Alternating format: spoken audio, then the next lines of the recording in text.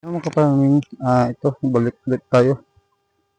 Meron kasi isang nag-request sa akin na isang retired na teacher na sabi niya wag ko lang daw minsan yung pangalan niya sa ating followers. Sabi niya wag ko lang minsan yung pangalan niya daw at tawagin lang daw sa nating tatang. Sabi niya meron siyang ginawang sa kanyang bakuran, ginawang taniman ng talong na yung lapad ay nasminto yung lapad ay nasa 1 metro, yung haba ay nasa 2 metro. Sabi niya tumubo daw ang talong niya nasa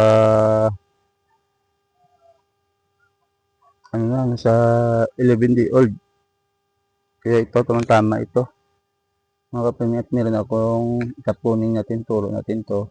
Saka ito na yung pala mga kapamilya ay nasa 25 day old simula nung puna ako. Saka ito yung namunga na ay patapos ang punla ay nasa 60 day old, 61. Yan. Ito, masimula tayo. Para itong video ko para sa YouTube, tatang. So, sundan mo lang to.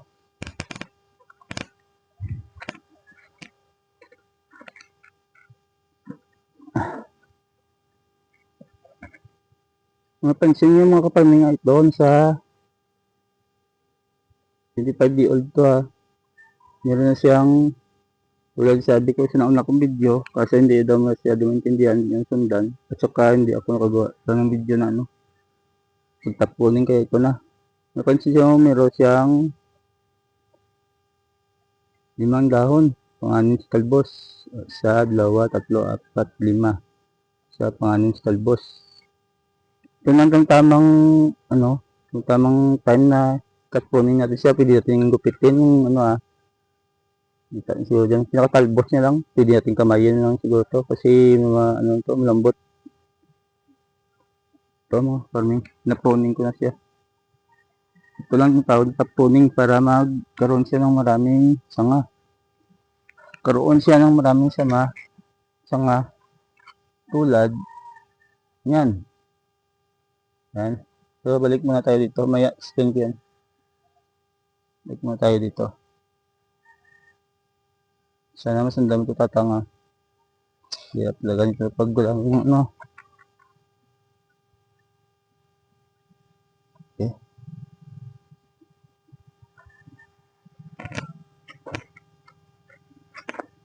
Siyempre patapos natin sa itapunin, siyempre lagyan natin ng pampataba para hindi siya dumas-stress yung ating na may makainin siyang nutrients yan sa lupa. Yung ugat niya kainin ng nutrients. Lagyan natin yung pampataba. Kunin lang ito may harang. Narangan ko kasi punta kasi minsan dito na aso. Nuhukay. Nakain. Itat natin ng butas sa gilid na malayo sa puno. Kasi bata pa to, baka mamatay ito kung fertilizer kasi lagay natin yung mainit kung butas lang sa malayo. Tapos yung magamit ng fertilizer pag bata pa is itong urea mga farming. Maraming nakaalam ito. Ito yung urea. Ngayon sa 60 per kilo ito. Tapos lagyan natin sa butas na ginawa natin. Palibot to.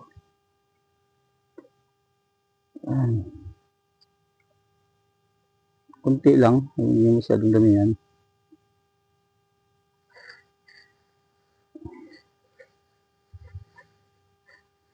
At siyempre, maglagay din ako ng isa pa. Kunti lang din. Ito ay triple 14. Maganda rin to. Ito yung pinapakain ko sa sa aking mga gulay na namumunga.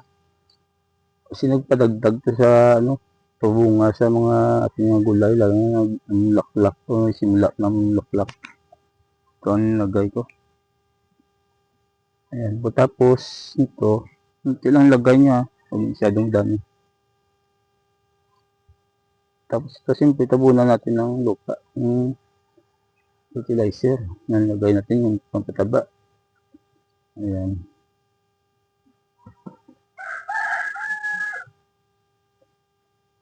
Kung meron pa kayo makuha ng lupa sa paligid niya, edi dagdagan nyo. Para tumibay pa lalo yung puno. Ayan. Sana nga sundan nyo ito. Lalo na sa tatang. Sundan ko tatang.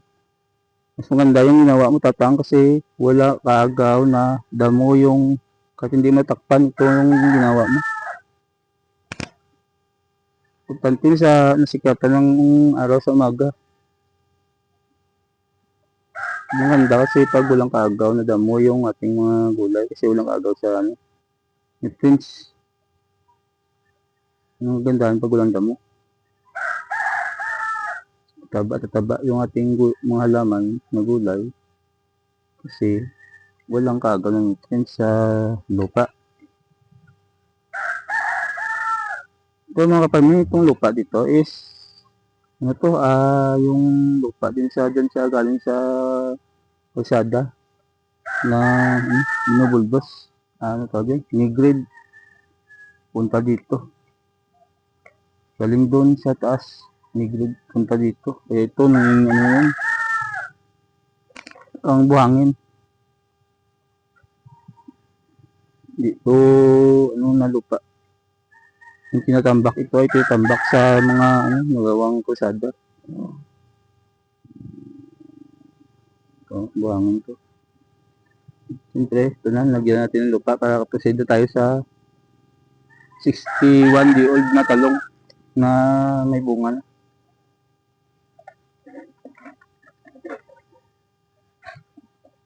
Siyempre, ito ay hugas-hugas mga kaparming.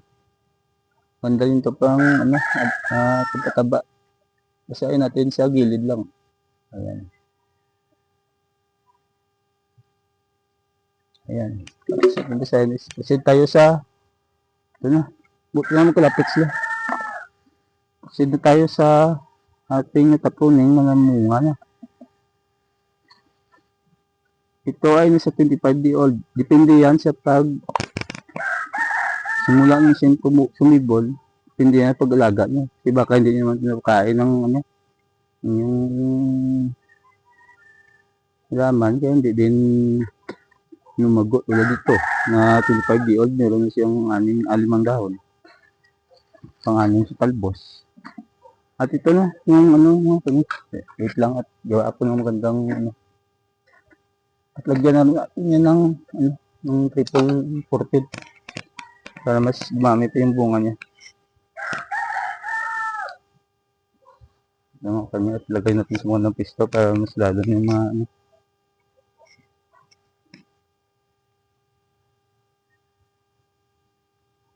ayan. Kita yung mga farming, mga bunga na dyan siguro mo ng pisto, okay na yan. At ito nga mga kapalming galing doon sa kapruning, ito na mangyari. Hindi naman perfect lahat ay ganito na mayroong sa 2, 3, 4, 5, 5 sanga. Meron na siyang tig 2, 3 tulad dyan sa katabi. Meron dyan 2, 3. Pero yung tumubo na di ba 6 to? 5 to. Yung isa pang sanga is meron kita dyan mga kapalming. Makakita. Ito. Meron isang sanga na Y. Ito Y. Ito yung kagandahan kasi yung isang sanga, maaaring mamunga ito ng 3, 4, or at itong isang sanga pa, ganun din.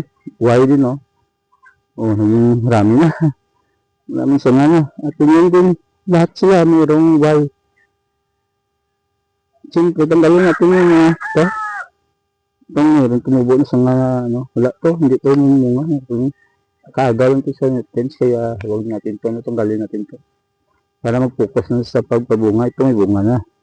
Ito bunga na rin. Ito bunga na rin mga kapatid. Ito hindi pa lumabas yung pinakana po bunga na rin ito. Ito patuloy pa rin sa laklak. Mga gandahan mga kapatid sa top coning. Ito tanggalin natin. Bawasan natin ng mga dahon pa. Para makapokus ng yung puno sa pagpabunga. Ito tanggalin natin. Bawasan natin. Kung meron pa kayong tanong, comment nyo lang para magawa natin yung panibagong video.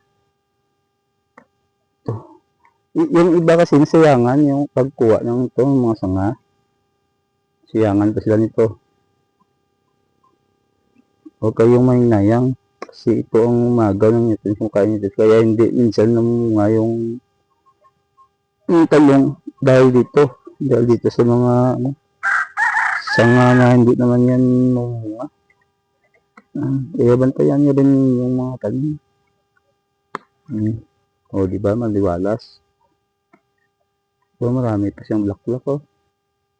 Wala lang makita nyo dahil mga kapamilya, pero marami pa. O, diba? Kailan lang ginawa natin ito yung video. Yung yun diba na, isang puno. Yan ang bunga Ganda pa ng pagkakaano ng bunga nyo. Kita nyo ba dyan mga kapamilya? Yun, doon sa kabila. Din, sa gilid. Kung gandahan ng tapuning mga kapamilya. So, tanggalin natin yung mga yung mga tutubo na parang sanga. Tanggalin natin yun. Para makapokus sa itaas. Marami pa kasing black. Tanggalin natin ito. Huwag lang yung dahon. Kasi minsan ito ang nag-i-imbak parang power bank niya. I-imbak dito ng nutrients bago niya i-appear sa taas. Yung yung mga matandang dahon lang. Tulad nito, ito. Huwag kayo maynayan dyan. Siyempre, ilagay nyo dyan sa para masilungan yung ating puno. Ilagay nyo sa puno. Bago nyo pala ilagay, pilimutan ko, maglagay pala tayo ng pakainin din natin siya. Lagay tayo ng fertilizer. Sorry mga parmi.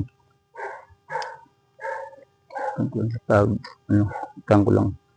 Masyadong lapit. Dito sa malaki na mga kaparmi, hindi na ako naglagay ng urea. Urea. Hindi na ako naglagay. Yung urea kasi sa starting ko sa mga maliit. Tadya-tadya lang paglagay mga kaparmi. Yung simple yung mabusog din ng ating halaman. Tulad din sa atin. Pwede na. Ito mga kaparmi, makita nyo mga kaparmi. Isang puno lang yan. Walang daya yan. Walang budol yan. Isang puno lang yan. Maraming sanga. Isang puno. Yung sanga na 5 is may times 2 pa yan. 10 naging 10. Yung isang puno naging 10. Umamunga natin 10 na sanga. Hindi may 10 puno. 10 bunga ka na. O diba? Yan ang gandahan. Lagay tayo fertilizer. Lipat tayo doon sa bila. Sunod, pag may gusto kayong malaman, sa itatang mga huwag kayo mahihiyag magtanong. At baka lang at gawa natin ng video yan.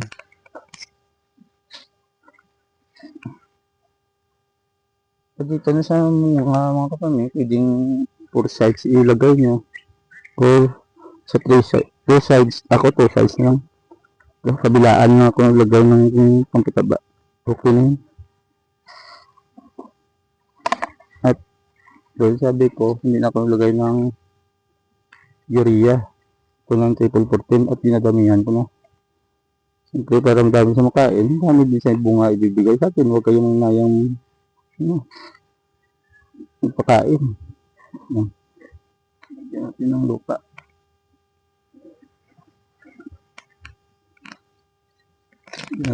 Tapos sayin natin. Pero ito mga farming, ito ay basa kasi lalim kasi may takip ng sako. Itong kagandahan pag nakapanin ng meron ko dyan, plastic, sako.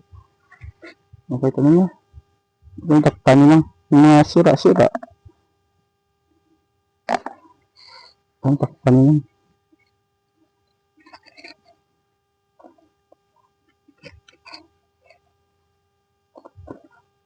Tinatag ang post mo sana masundan mo to.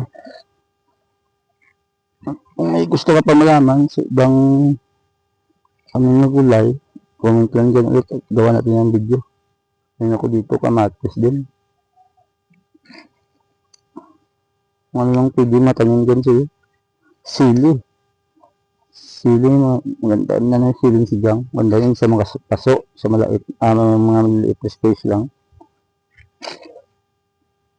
Meron ako din siling sa paso, sa, siguro, higit 1 years na. Ano na ako, harvest na ako ng harvest ng bunga. Hindi na bumibili. Ayan. Tapos, natintakpan ng lupa, siyempre. Next step, diligan natin. At ang bibili ko is yung hugas, bigas.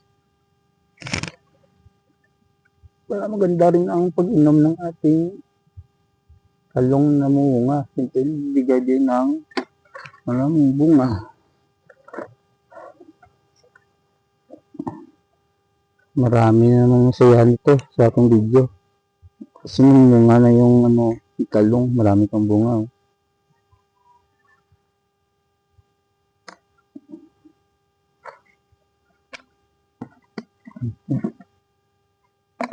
Hindi kasi nabuhay lahat yung talong ko na dito eh. Nalanta. Paiba-iba kasi minsan ang klima. Mayroong lakas ng ulan. Tapos mainit na. Grabe yung init. So mga paming, hindi pa tayo sana kita ko lang. Tapos hindi na ako bigay ng kaya ko pinakabigay na ko ng hindi ko lang pakita sa hindi ko lang nagawa ng video pero naano ko na yan. Kaya kasi may tutorial tayo dito, may panibago tayong followers na nag-request. Yan o. Yan lang yung ginawa natin top pruning. At ito naman ang namumunga. Ito na yung resulta ng top pruning. At ito, bali 4 lang ngayon ang namumunga. Ang nabuhayan dito.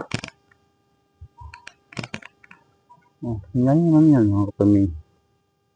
Isang puno. Doon sa ngayon. Doon dito tayo sa focus.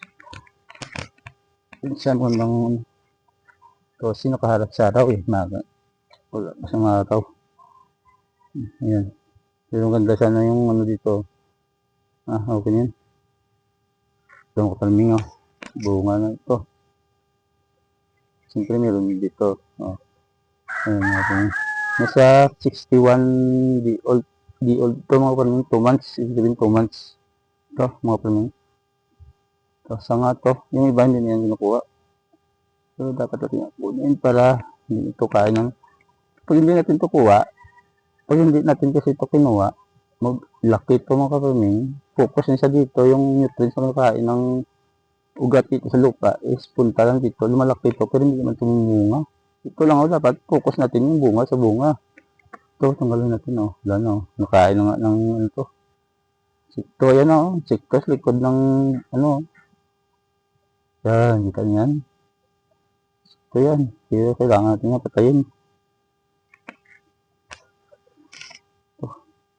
Kunin natin ito. Okay dyan mga kapaming. Yung isang puno, mayroong 3 sanga. Yung isang sanga, mayroon ding 2 sanga. Ito, bata pa kasi ito eh. Pero pag ito namunga na, munga ito. Lahat ito, mayroong Y. Ito may Y din. Ito, nasa Y din. Pero yung isa ito, kunin ko to. Yan. Ito din. Yan, ito sa kabila.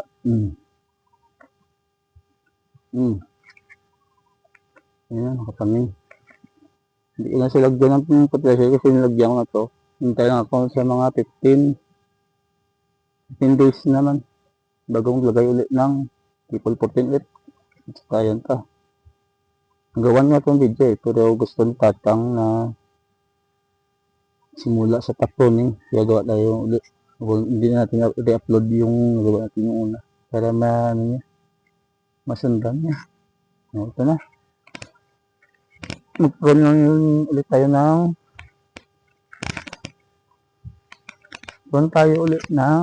ito. Dahil meron ditong ito. Prune natin. Ito ay ng laklak lang, di ng munga. Pero munga na rin ito. Saan ka ba tungo ito? Munga na rin ito. May mga sa ilalim ng sanga-sanga na ito. Ito yung pagpapabagal sa pagpabunga ng gulay, ng talong ito. Ito bunga na Kita nito mga kaparming, bunga na to.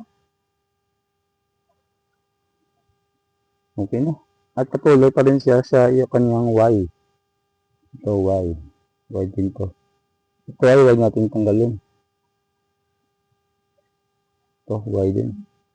Halos lahat na. Ito tatlo din. Yung tatlong puno to ay tatlong sanga lang. Di tulad ng isa doon na swerte tayo dahil may 5 sanga. Siyempre makita nyo, mayroon pa sa gitna. Ayan o. Yung pitsay sa gitna. Ayan. At last tayo sa isa doon. Maya, ito, may ano ako, singit nga ako mga kaparming. Ito ay pupo sa paso. Ito sana idalhin ko sa mother ko doon sa gilid na konting lote sa Gulayan Kilintate. Kaso nabili na daw yung lupa na yun at nahinisa na baka tayuan daw yung bahay kaya buti na hindi ko na ibaon doon. Kaya dito ko nang gawin ko ng video dito ko nang sa gilid araw sa gilid ano lagay. Kung gumapang sa papasok doon sa loob ng sa doon ng garbage kung mumunga. Siyempre ito na rin, bida mga pitsay natin. Sa paso lang Kanya mga kaparming, yung mga lupa dyan ay stock na lupa. At yung tutorial natin dati, doon, hanggang din yan. At meron tayong singit na rin ito. Gawa ng video na tungkol sa ng talong. Papunla. Ito, gawa natin itong video. Kasi napaka-importante ito. May isa tayo palang namatay na kasi net o kinain ko ng kasi wala na sa puno eh. Yan yung stick, yung bamboo stick. Pero yung isa yun na sigilid. So kami dyan ng sap na insekto. Pero yung isa is ito. Ito mga kaparming. Tayo video ulit. Sunod na lang Ito. Dito po na tayo dito natin lagay. At ito na yung sili ko din. Singit na din. Sili yan na sigang. Malapit na yan. Itapunin ko rin yan. Maganda rin itapunin yung sili. Pero ito. Pang last na ito mga kaparming. Marami tayong gawin. Buti na maaga ako na-start. Tayong gawin. Ito na lang yung last. Kaya yung pinakapuno niya. Kita mo kami. Isang puno. Itong resulta ng tapunin. Isang puno. May tatlong. Yung sanga din. Siyempre iwasan pa natin ito. Ito yung bunga na to. Bunga na to. Ito mo kaming bunga na yan. Ito. Tulad yung sabi ko, huwag kayong manginayang dito. Kunin natin yan. Kasi may block ko sa taas. Bunga na yan. Iwan natin yung sa pangalawa. Ito na yung silbing Y.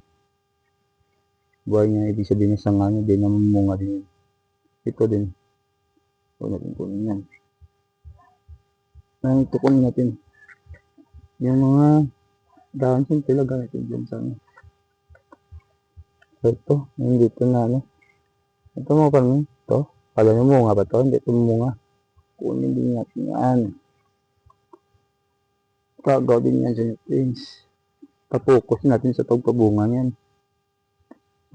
Tindahan dito. At yan dito, kinaan yung insekto dito siguro. Mga kaparming. Hindi nyo na makita yan. Kasi masyadong maliit pero nandyan sa likod.